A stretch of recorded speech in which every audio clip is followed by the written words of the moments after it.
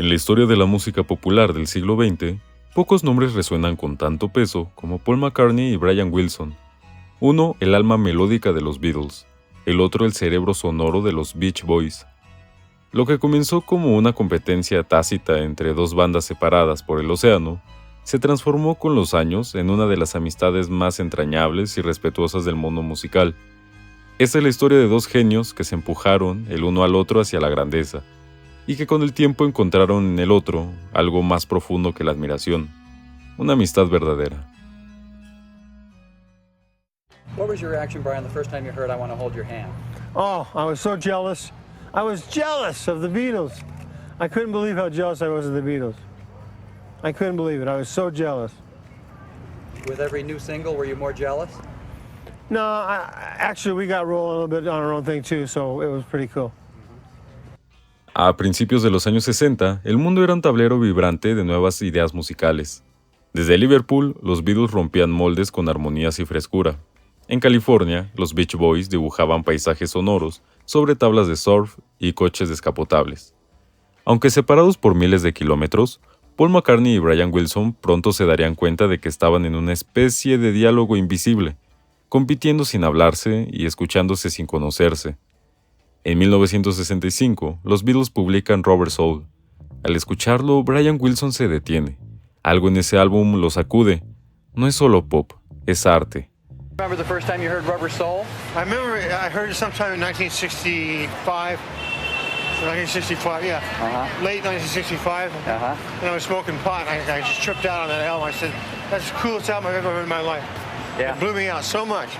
It sounded like a collection of Beatles folk songs. That's the best way I can describe it. Kind of like Beatles. I don't know, just something very special how all the songs kind of were like a collection of songs that belong together, like Pet Sounds. Tenía que responder, diría después, y esa respuesta cambiaría la música para siempre. En mayo de 1966, Brian lanza Pet Sounds. Arreglos complejos, armonías sublimes, letras introspectivas. El álbum no solo impacta al público, impacta a Paul McCartney directamente. No solo lo impresionó, lo inspiró. McCartney escribió la bellísima Here, There and Everywhere bajo la influencia directa de Pet Sounds. Esa canción no existiría sin Brian Wilson, diría años más tarde. Su estructura vocal, su ternura melódica y el cuidado de los arreglos eran un reflejo de lo que había aprendido de su, entre comillas, rival. Y no era solo una canción. Paul llegó a decir, Pet Sounds me enseñó cómo se puede crear belleza pura en el estudio. Le regalé una copia a cada uno de mis hijos para educarlos musicalmente. El homenaje no se detuvo ahí. Inspirado por el álbum, McCartney lidera la creación de Sgt. Pepper's Lonely Hearts Club Band, y la rivalidad creativa alcanza su cima. Are there any inspirations like other bands that you would listen to for harmonies besides the Everly Brothers? Beach Boys, I think, was a big influence on the harmony. There was a little intercontinental rivalry, mainly Brian.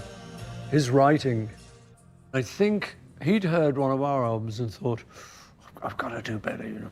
And that was Pet Sounds, which I loved. It was like still one of my big albums, you know. It was so atmospheric and different. Yes. And yet it was the Beach Boys still, you know. Yeah. And we heard Pet Sounds and thought, right, we've got to do something better than that. Yeah.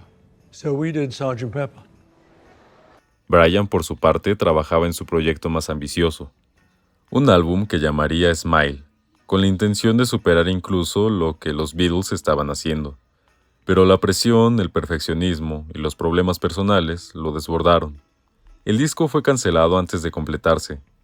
En su lugar, en el mismo año, apareció Smiley Smile, una versión reducida, más cruda y psicodélica que muchos vieron como una sombra de lo que pudo haber sido. McCartney, sin embargo, seguía cerca. Incluso participó en la grabación de la canción Vegetables, haciendo percusión, masticando apio en el estudio, como gesto de camaradería y respeto entre ambos. Una pequeña pero simbólica colaboración entre dos titanes de la música. En 1970, los Beatles se disuelven. Paul McCartney sigue adelante con Wings. Brian Wilson, por su parte, se aleja de los escenarios. Su lucha contra la depresión y las presiones internas lo lleva a replegarse.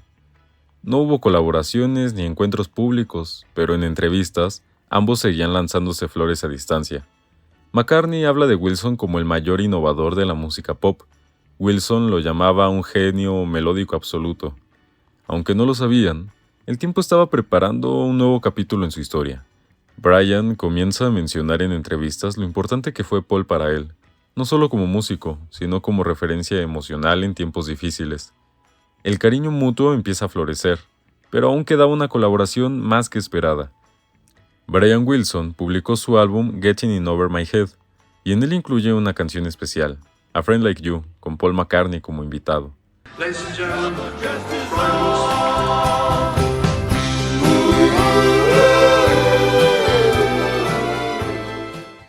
Esta canción estuvo lejos de ser un éxito en los charts, no hizo ruido en la radio, pero no lo necesita.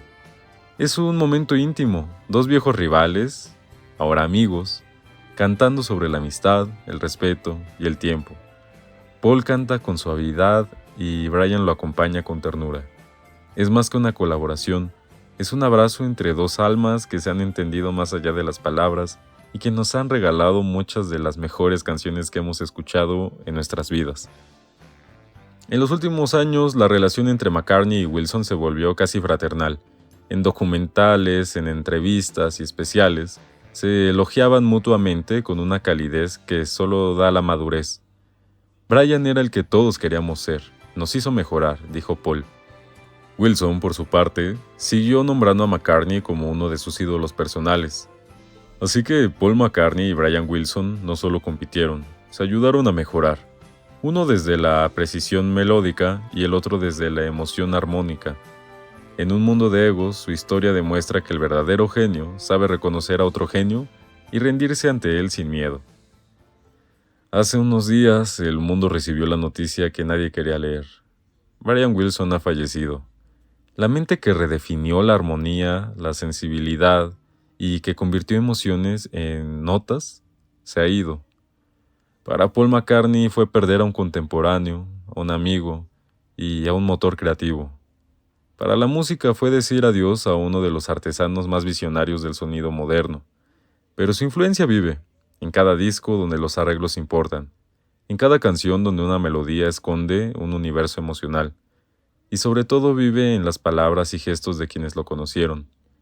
Paul, en una emotiva declaración en sus redes sociales, escribió: Brian tenía ese misterioso sentido del genio musical que hacía que sus canciones fueran tan dolorosamente especiales. Las notas que escuchó en su cabeza, y nos pasó, eran simples y brillantes al mismo tiempo. Lo amaba, y tuve el privilegio de estar cerca de su brillante luz durante un tiempo. ¿Cómo vamos a continuar sin Brian? Solo Dios sabe.